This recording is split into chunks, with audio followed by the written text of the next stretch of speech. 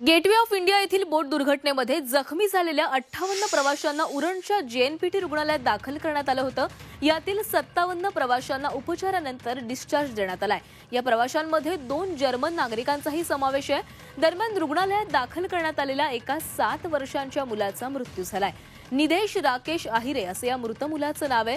त्याच्या आईवडिलांचाही या दुर्घटनेमध्ये मृत्यू झालाय। हे कुटुंब नाशिकचं असून मुंबईमध्ये फिरण्यासाठी आलेलं होतं।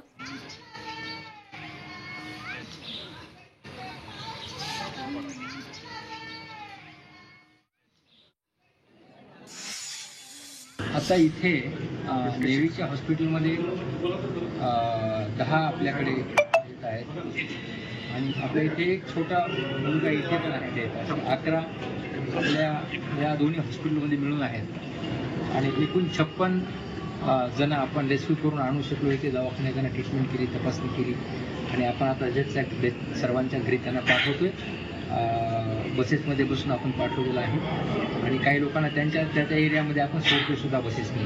बऱ्याचशा महिलाही आहेत, लहान मुलं पण होती आणि पुरुष पण होते।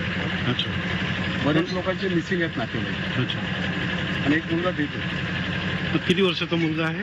8 वर्षाचा मुलगा। 8 वर्षाचा। त्याच्या आई वडिलांचा काही पत्ता आला की त्या ठिकाणी जे आहे मुंबई